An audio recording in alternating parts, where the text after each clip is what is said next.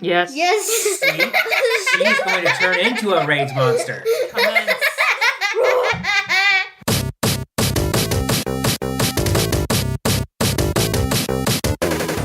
This is UnpauseIt, the podcast by a family of geeks. Willis Drive. Movie, The Incredible Hulk. We shall be talking about this in this podcast. Pum pum pum. Technical specs. Dad, you have the floor. What are technical specs? The dad abides. Yes. What are technical specs? Point for one question.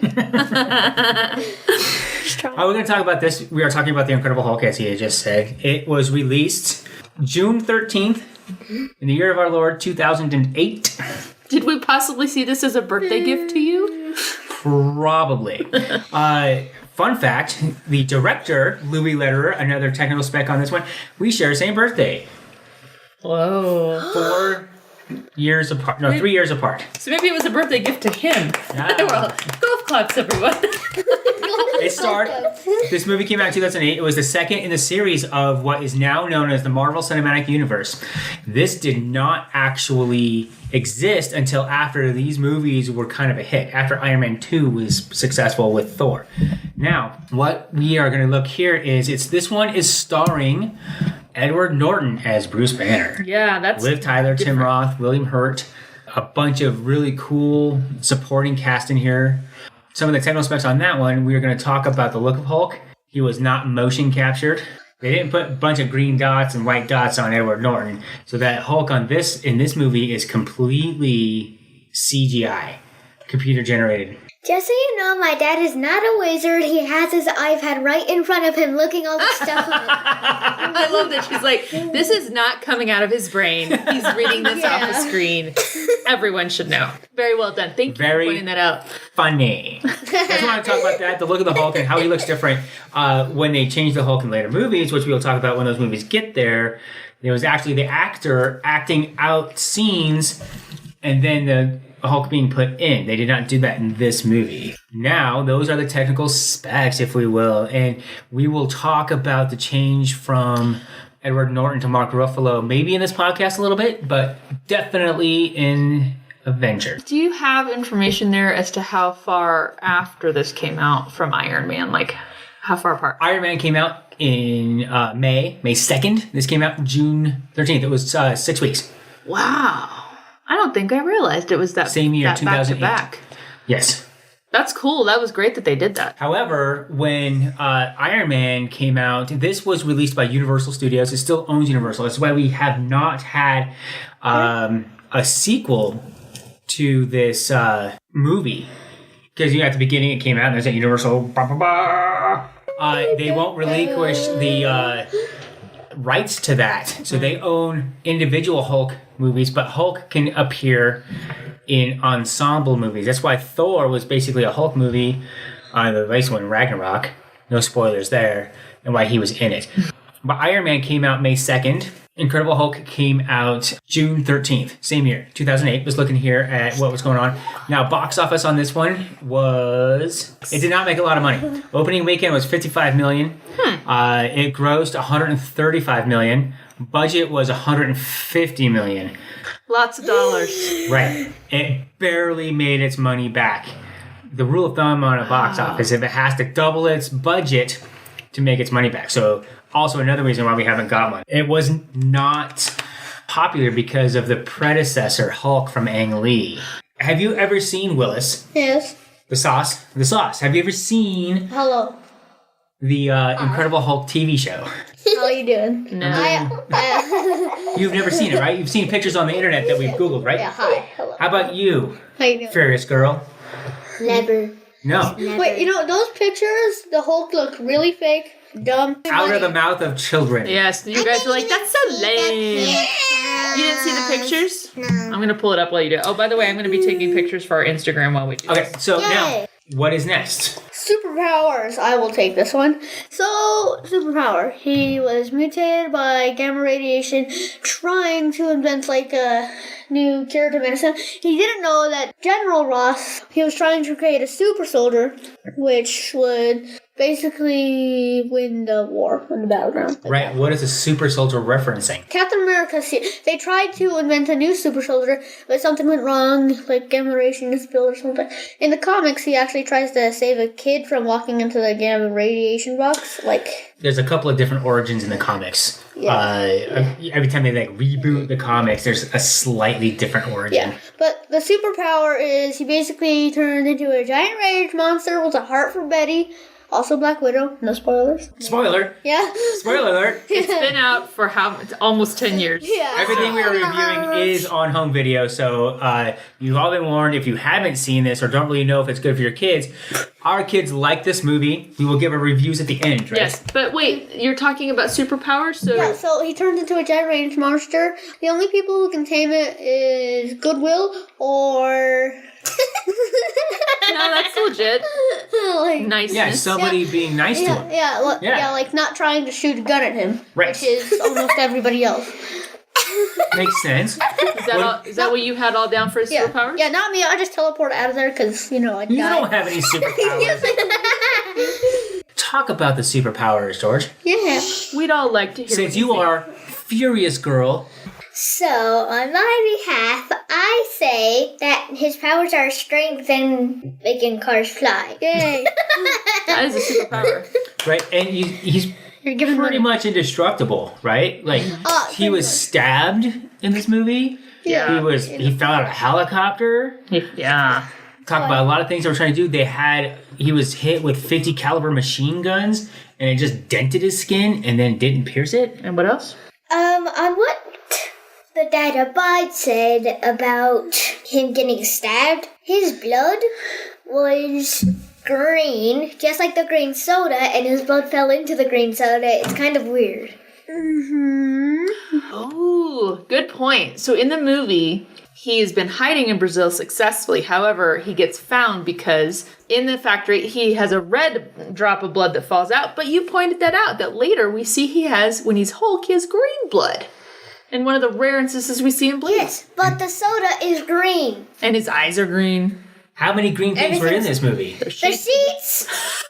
Lots of green things. The green credits, green eyes, green soda, green skin of him. Green intro. Green intro. flowers, green The trees. green laser. That green trees. gamma radiation. That's why it's all green, because of the gamma radiation. Very part. green all the time. So, Green. good point. What about other Green superpowers? on the Ross when he's wearing the green shirt thingy, and we also have green curtains. Green. We And do. the green Christmas tree. So he also has healing properties because he comes back to Bruce and he goes back into Hulk. He's pretty much a new Hulk. Everything that kills him or makes him angry, if you try to kill him, you make him angry, it makes him stronger. Correct? Yeah. Yeah, but what about age? Because if he dies of age, but then he turns into the Hulk, when he goes back to Banner, will he just die of age again and start turning into the Hulk again? Will it just be like in the Good question. Yeah, it's my understanding that some of the comics do that where he just lives forever, basically, because he's like Wolverine, basically. Yeah. Wolverine, there's a few different comics iterations out there where he sacrifices himself and gets completely obliterated and only has adamantium skeletons left. Wow, yeah. But then he regenerates. Then you can take his bones out and that cells will start regenerating and you become him again. I mean, it's a comic book movie. We're not going to worry about that, but I would think that he would grow old and die normally, but it would be centuries. Hopefully he makes it through these next movies. If I may, I was just going to say, his ability to survive the gamma radiation, in my opinion, is part of his superpower. It gets referred to later in future movies, as we'll discuss. But gamma radiation, I mean, look at what happened, which we'll talk about in a little bit. Someone drinks a drop of his blood in that soda, and they get poosh, wiped out. You just drop. He's able to survive the gamma radiation. And that is part of his superpower, I think. And also, I think ultimately toward the end of the movie, we see that part of his superpower is controlling the other guy, controlling the Hulk, and being able to, if he does rage out and turn, he's able to aim it, as he had said. So, the person who drinks the blood, his name is Stan Lee. He's in every Marvel movie. We'll get to that after we have major battles. Willis, continue driving. What's up next? We Weaknesses. What makes Banner weak? I mean, he's smart and all, and he can solve pretty much any problem, like mathematically and stuff, and scientifically and whatnot, blah, blah, blah. Well, he turns into the Hulk, he's invincible. You kill him in the Banner state, then he just turns into the Hulk, but it also kind of, like, hurts the Banner state. And if Banner state completely dies, no regenerating, like, obliterated by an Infinity Stone or something, Hulk might be able to survive that. Bruce will not be able to. And that's why Hulk does not like Bruce Banner. Hulk definitely sees Bruce as a weakness, right? Yeah. And that's part of the reason why in movies later on we'll talk about he stayed Hulk for a long time. However, now is Banner really separate from Hulk? Are they the same thing? They're the same thing. It's like Two-Face, but a little bit like bigger, different, angrier. Green. Yeah, greener. Yeah, that's DC. We're not going to talk about Yeah, hit things. Well, I see what you're saying. You've got two people in one body, basically. Yeah. That is kind of crazy. Like, And they have to reconcile because, Bruce was timid and mild, but he was actually always angry. yeah. And the Hulk is always angry, but he's actually can be controlled, as we see later on. In the end part of this movie, I'm going to go on weaknesses. Mm-hmm.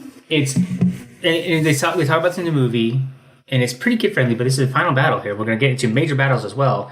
And this is also his vulnerability, because you have weakness and vulnerabilities here. He can't really control it if he rages out because he's being attacked or he's not aware of what's going on and he rages out. He just destroys whatever's around him. However, if he purposefully tries to become the Hulk, he then has a focus and he destroys everything around him anyway because he's still the Hulk. But then he's going after a singular purpose on the very end. He can Kind of broke Harlem. Right. Banner's mind can kind of guide Hulk. He still has many thoughts, but Banner might kind of guide Hulk or something. Try not to beat everything up. I think his weakness Yes. is that he can't really... He basically needs help to get out of his state. He needs someone to help him. Betty helps to kind of tone him down later in the cave, otherwise he's just kind of, I don't know if he gets exhausted, eventually he falls asleep or whatever, but Georgia, if I can, I'll ping off of you. I think his weakness is his humanity, because you see him in this movie particularly. He'll be the Hulk. He's all invincible. But his body, his humanness, Bruce is left to pick up the pieces later. Like, he just looks like he just had the worst hangover. He was in a car wreck. That's what he looks like after he's the Hulk, right? Right. He's just like, I have hardly any clothes on. I'm exhausted. My body's been through hell. And here I am. And now I'm not invincible anymore. I'm just a human. So it's really rough. And I think that's part of his weakness is that he's being a human. So vulnerabilities, what are something that distracts them from being a hero, like Hulk or anyone? For Hulk, I believe it is Dr. Ross, the lady form. Betty Ross. Doctor. Okay, I'm going to call her Betty Ross because that's what it is in the comics and everything. Banner is also a vulnerability because he can die in Banner state. Hulk's no more. I put down he's more curious than cautious, and that's what the other scientist said, and he's a scientist, and that's what he was doing that too when he meets, Tony Stark later on in later movies. So this is a real thing. I think one of his vulnerabilities is that he has to, and it's rather self-imposed. If you could imagine if it was someone different. The general mentions that he's not one of us. He's a scientist. He's not a soldier. I think the fact that he is a scientist and he sees the power of this, he also sees the inherent danger of it, and he focuses on that. And you do see that carry through into future movies. But he has to stay hidden. That is one of his vulnerabilities, is that he is constantly on the run. He's not ever able to stay in one place at one time because eventually something happens that even as careful as he is, he's got S.H.I.E.L.D. watching out for him. Yes, they're going to find him every darn time. So that's a vulnerability. And Willis, I agree with you. I think Dr. Betty Ross is also one of his vulnerabilities. And he couldn't stay away. She's a vulnerability for him. Major battles, good sir. Yeah, all right, my man. Dun, dun. Hulk versus Abomination. This is the last battle, but it's like the major Well, let's battle. start there. So that's the last battle. The battle before that really was the campus battle. Campus battle. And then before that, so we only see Hulk, 3 times. 4 if you count the opening. But that was just, in the credits. You don't really get to see him. So let's talk about that. So the major battles. The first major battle. In the plant in Brazil. Yes. I wouldn't really call that a battle or fight because they weren't any matches. No. True. No. Very true. Okay, very true. But I think one thing about that one, if you remember, you didn't see him. And we've been waiting to see a good Hulk for a few years because the ones that were before that weren't very good. Yeah, we wanted to see him. He didn't see him, so he was having all this stuff. You saw the shadow. They had the flash grenade, and you could barely see a shadow. And he's moving all these tanks, and he's just causing havoc. He's hulking out, right? And smashing. Hulk. He is. Right. And then you see him at the end, and he yells, "Ah!" The only time you hear him say Hulk smash in that entire movie is at the very end. Right. I was just showing Georgia, this is a picture of Lou Ferrigno the as Hulk from the TV show. And all it was, green paint and a wig, people. That was it. That's all they could afford. Bye. So we've come a long way. This Hulk looks much better. Yeah. Even the Ang Lee Hulk looked okay. But it was a horrible movie. Yeah. The Hulks have gotten increasingly better and better, and the one in Thor Ragnarok was amazing. Okay, let's zoom ahead. So Zoom ahead in the movie. second major battle. The army is trying to kill Hulk, I would say. Or more take him in, capture and kill or something. Mm-hmm. They can't kill him, and they can't really capture him either. He doesn't really know. It's like Ross doesn't really know how strong he is. Furious Girl. Alright, so I chose it because we all chose our favorite battles. I chose this one. I called it College Campus Battle. Yes. Just because my mom told me to. It's very interesting. There's little gas grenades that go in there. And he takes off his coat and just uses it to protect himself like I am with my little mitten. Yeah, he's trying to... I agree with you. I know we're going to talk about, get through all 3 of the battles. This was my favorite battle. I second that. It's basically, my favorite parts was that, he was just lying there where the big noise thingy was attacking him. Mm-hmm. And, A Stark Industries weapon. Yes, yeah. I know. I'm still talking. What I was going to say after the rude interruptions is that he just heard Betty Ross's voice, and she was going and then he just picks up the pieces of metal, uses them as the things that is in Tomb Raider, where they climb stuff, just uses it, goes up, throws it at the screamy thing in rain. The sound cannon. And that's your favorite part? It's like when they have this big giant thing and everyone's like, in the general, right? He's like, yeah, we got him. And then he's like, he hears Betty. That wakes him out of that. So a weakness and a source of strength. I did like that part, and I thought that whole part demonstrated that when he is the Hulk, he's not just a brute. He's not just a big dumb animal. His brain's still there, and he figured out how to combat or refute the sound cannon to get out of that because it was keeping him in stasis. I also thought it kind of harkened back a little bit, just a shave, to the audio. Remember that audio weapon in Iron Man that Obadiah uses, where he's got the earplugs in and he uses it paralyzed? Yeah. I don't know that they're connected, but I thought of that. I'm like, so that was something would make a lot of sense. I thought about. Maybe those two are connected. The next major battle, Hulk versus Abomination. The first time and the last time we see this battle. But the third one destroys everything. It was really nice. The Hulk clap, where it creates that sonic boom. Yeah. But I think it was climactic, but it wasn't as good as the campus battle. I think we're agreed here that the campus battle was a little bit better done. Agreed. It was so satisfying. Also, by the way, we hear the name Jack McGee. He's a college campus newspaper reporter, and he's the one capturing all this stuff on his camera. Mr. McGee is a reporter from the original series, the whole TV show from when I was your age, kids. So they had a lot of good throwbacks. So I think Abomination as Kowalski, he was more of a fighter than Banner, because Banner was a scientist, he was a soldier, and that helped Abomination. In tactics. Yeah. But he wasn't as strong, was he? No. Hulk is dominating always. Right. I mean, Kowalski doesn't get stronger with anger. Is that his name? Kowalski?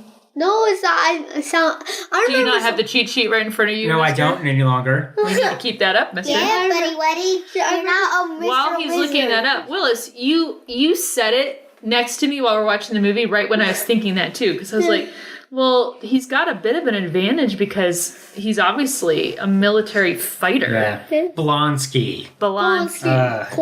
Not very memorable as the Abomination, which I guess is a comic book foil to the Incredible Hulk, to the Hulk. But yeah, I would say as far as in the movie goes, he's the weakest part. Yeah. And I hate to say that, I love Tim Roth. Love the actor. Amazing. And it's not like he did a poor role. I just think Blonsky, he's a Russian-born, British-trained SAS Army guy.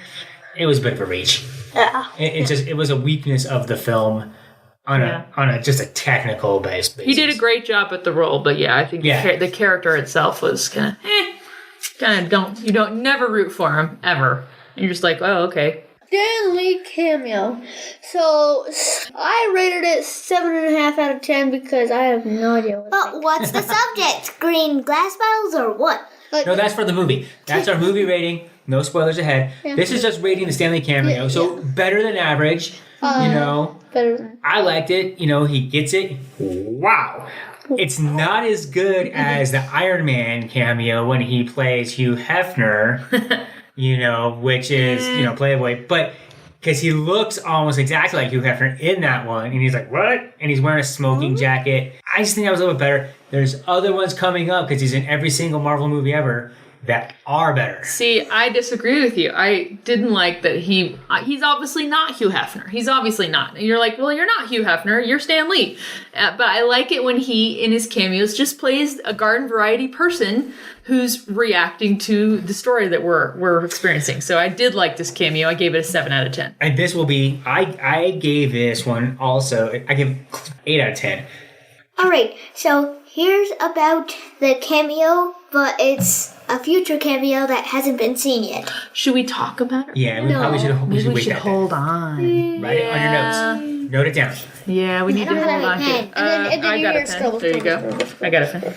All right. Anybody else sounding off? What do you think, Willis? Should anybody else sound off on the? Oh, what's your rating of the Stan Lee cameo? 10 out of 10. Liked it that much? Was it your ultimate favorite then? Okay. Cool. Thank you. So next, favorite scene. Sorry, I said that wrong completely. That's okay. Now we know. One of my favorite scenes is they're all right before you see the Hulk, because his eyes turn green. So, the green eye. yeah, like my all-time favorite one is when he's like meditating in that room. He's like, and then you hear the heartbeat, and he opens his eyes. It's green, and he just smiles. Oh, at the very end of the movie. Kind of with a sinister Abbott. smile, isn't it? Yeah. That's awesome. That was a good ending. I love this too. Yes. That also harkens back to the TV show we didn't see. Yes. Because he would be like, you wouldn't like me when I'm angry. They're beating him up, and then he opens his eyes. He's got green eyes, and something was going to get thrown in slow motion on the TV. Yeah, so moving on to Mom. Oh, thank you. My goodness. I get to go after you? Lady to Stain. It is Lady The latest Disdain. thing. I actually edited my ravings of this movie out from our intro episode because that was the intro episode. It wasn't about this. So this was actually the part I was really looking forward to because this is my favorite Avengers movie. And I get that we move on to a different actor. I get it. And I get that there are some really cool, like the effects just advanced. But this was my favorite. And I think it's because I did grow up on watching The Incredible Hulk. And they do so many great callbacks. So you mentioned the green eyes, Willis. Yes. The moment in the factory when he just jolts awake with those green eyes, I'm like, oh, that's just like the TV show. I love that they use music to throw back. You hear the refrain from the TV show. They use that a couple of times. The sad walking song. Dun, dun, dun, dun. Yeah, it's so great. I love that Lou Ferrigno makes a cameo. He's the guy who lets Bruce Banner into the campus computer lab because in exchange for a pizza, and he stands up and Bruce is like, whoa, you're big. So I love that. And I love Bill Bixby shows up in a clip, a small Sesame Street clip at the beginning. But my favorite scene is the opening credits because you get the entire origin story of the Hulk in the opening credits. You see what created him, you see where he went after that, and it pretty much leads you into the 5 years between the incident and then when we pick up with him in Brazil. So love the opening credits. That's my actual all-time favorite scene in this. Speaking to that, Iron Man's an origin movie, Thor's an origin movie, Captain America, the first Avengers, an origin movie. Yeah. So we have Iron Man 2, Iron Man 3, not origin movies, but Ant-Man's an origin movie. Doctor Strange is another origin movie. Truth. Yes. So there's several origins. And they did this one in a way that's like, no. Do you think they did it because they knew we were tired of all the other Hulk movies? Yeah, because of the bad taste in them. You're here already. Let's just get this done. And they totally did it. I once wanted to make a lady disdain happy. They were very smart to do so. I am. I'm just overall very happy with this movie. Ed Norton did a great job, too. Right. So we're going to go to... Who's next, Willis? Georgia. My favorite scene, it's where they're just sitting there in a meditating form and the dude just... Oh, the slaps his jujitsu instructor. Where he's He just teaching. slapped his stomach. Yeah, and he was able to control his stomach. Oh, totally. Yeah. That guy had some abs. He was a real jiu-jitsu instructor, and he was really doing that. That was amazing. That was one of your favorite scenes? Yes, and then I have one more where they're, Mr. Rossi Prue. He's talking with the other dude that becomes Abomination in that place where there's... In the hangar, right? Yeah, with all the machines. I don't know if they're Stark Industry machines. I don't know.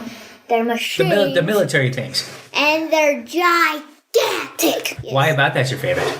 Because of the machines are gigantic. So you just like this. You like the military equipment. I like that. Cool. My favorite scene. It's kind of hard, but I like it when he's in the cave, actually. With And Betty. he hits his head, and he's holding his head, and he puts his hand on his waist like, ugh. That's such a guy move. I mean, that posture is... I don't know if they just caught him doing that, and they're like, oh, we're keeping that in there. It works out well. I like that. I do like the fighting scenes. I like the whole fighting scene of the campus fight. I do really enjoy this movie. It's much better than people give it credit for. Agreed. On this one. And now we're going to go on to our ratings. So my rating. Wait, what unit did you pick? Like, what are we rating it as? Like, what is it? You'll find out. Okay, I'm ready. Okay, I gave it an 8.5 out of 10. Idiots! Because, think about it. There were the three bullies at the beginning, like idiots. They, who punched him and he turned into Hulk. Blonsky and Dr. Ross Poo Poo. Oh, General Ross. Dr. Rossi General Ross? Poo You mean Poo. General Ross? Rossi Poo Poo. Yeah, General Ross. We're calling General Ross Rossi Poo Poo? Yes, that's Yeah, what I that's- call my friend when We'll he's come very back to weird. General Ross when he's the Secretary of Defense. Yeah, so- He might Later is he movie. then So- Secretary of Poo Poo? Yeah, so that makes 5 idiots. I can't argue. I mean, I'm not going to argue. Good one. Keep Good going. one. Keep going. And then there are the 3 other idiots who are like in that metal base. Shooting at him from... Well, they're just kind of doing their job. Yeah. Question Yeah, mark. but definitely Yeah, the yeah. idiots definitely drive this whole. Yeah. Lots of idiots in control. And then the last 2, which makes 10 after this, the ones who shot sound waves at the Hulk. They were just doing their job. Yeah. But- No, the sound waves are the idiots. Okay, There but, you go. but basically, you've chosen idiots as our scale, our unit of measurement. Yes. Okay, so Okay, 8.5 out of 10. So many dumb Idiots. people. On the scale of 1 to 10 of idiots, I choose 6 idiots. ooh, 6 So out of 6 10. out of 10. So Not one not of your favorite favorites. movie. That's okay. That's okay. It's like, nah. You're allowed. You're allowed to have your own Yeah, perspective. and you are younger and didn't grow up with Hulk. And Yes. that's part of this podcast is to get your input on what's going on. Who's next for the scale? Lady Disdain. My rating for this movie is 9 out of 10 idiots because it is, in my opinion, quite well done. I like just about everything about it. I don't know why I'm not giving it 10 out of 10 idiots. Oh, I would probably say, was it Blonsky? Yeah. Yeah, like I think that could have been tweaked a smidge to make it 10 out of 10 idiots. But 9 out of 10 idiots is my ranking for the Incredible Hulk. You're sure about that? Because then, if it's your favorite Marvel movie, all the other Marvel movie ratings have to be lower. I am hard to please. I got high standards. It could be your favorite movie, and you can give it a 5. Because you might like something. You might like the flaws on this one. This isn't just like how much you liked it, but also a rating as the movie itself. Yeah, it's not going to win an Academy Award. Never going to do that. It's fine. You know, I don't even know if it was nominated for like special effects or anything. But since it's my turn, I'm the last one to go. I will give it 7 out of 10 idiots. Just a flat 7. So it's good. Way underrated. I thoroughly enjoy it. Watch it. You know, we've watched it, many times. I would like to say I would like to have seen the Hulk with Mark Ruffalo in this movie, or Edward Norton in the Avengers. Yeah, that would have been cool. Yeah, we're going to go back in time to the last podcast, and we talked about Terrence Howard a little bit, being replaced by Don Cheadle in the next movie, which is Iron Man 2, which is our next podcast. Which I control. It's which Furious Girl will be in the driver's seat for. I don't want to see Terrence Howard ever again. Yeah, but it would have been nice to see Don Cheadle in the first movie. Not this case. I think either way would have been good. That is mine. 7 out of 10 idiots. Willis, thank you for driving this podcast episode of The Incredible Hulk. You are welcome, good sir. It is the night before Christmas. It's Christmas Eve. That's right. Christmas Eve of the evening. Follow UnpauseIt on Facebook, Twitter, and YouTube, or visit us online at unpauseit.com.